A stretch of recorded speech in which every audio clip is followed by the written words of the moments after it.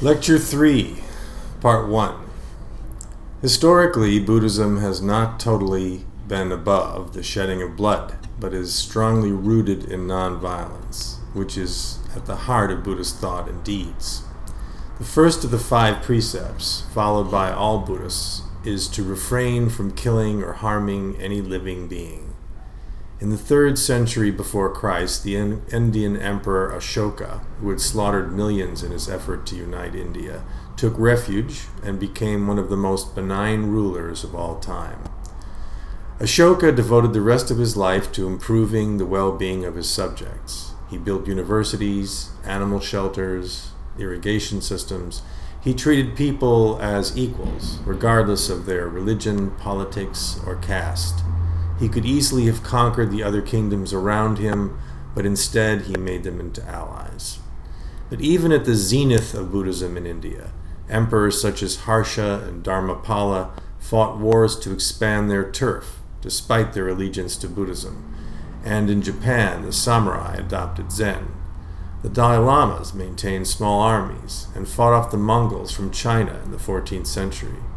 Many Buddhists in Vietnam fought on the communist side, and today, in Sri Lanka, the violence between the Buddhist majority and the Tamil separatists have cost at least 50,000 lives. Clearly, professing to be a Buddhist or coming from parents who are Buddhist does not determine the way you live your life. While Buddhists may generally be truer to their founders' insistence on nonviolence than in other faiths, it is the message that makes the religion, says writer Joel Sachs, not the name. There is something rather unsettling when one hears of Buddhist justifications for violence, observes Buddhist scholar James Strobel.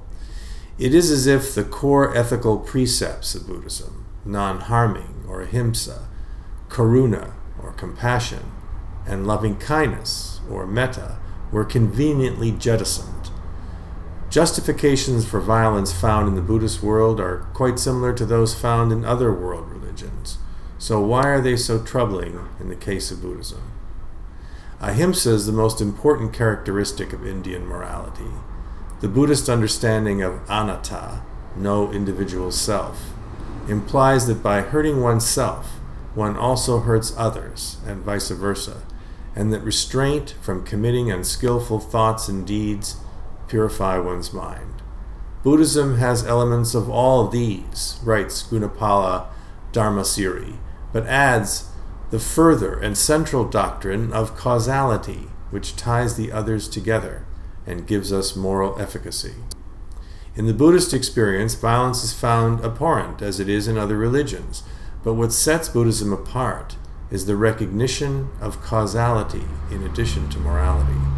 The causality of violence, says Strobel, is not something that can be supervened or suspended or put aside as mere window dressing in the face of political realities.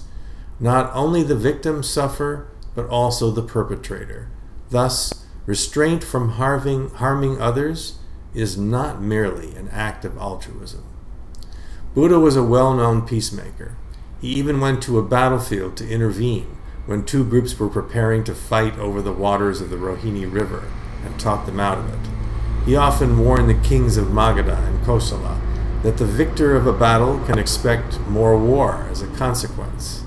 Thus, by an evolution of the deed, a man who spoils is spoiled in his turn, counseled the Buddha in Samyutta Nikaya. Non-violence is the only response to violence that does not create causes for more violence. The Buddhist approach is not based on sentimentality or pacifism, but on the understanding of the dynamics of violence and its causality. Dependence on war, or the threat of war, to preserve one's security, is bound to fail in the long run.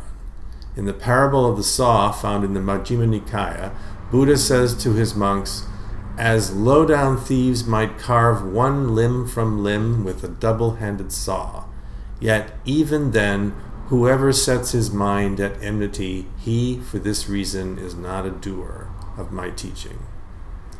2 important questions remain. How does a Buddhist respond when faced with an adversary who has no qualms about the use of violence? And secondly, Does a more activist orientation contribute to the danger of rising passions, which may lead to Buddhist fundamentalism and a possible escalation to violence in support of Buddhism, for which Sri Lanka and Tibet might be examples? These questions make our inquiry very significant. Please see Part 2.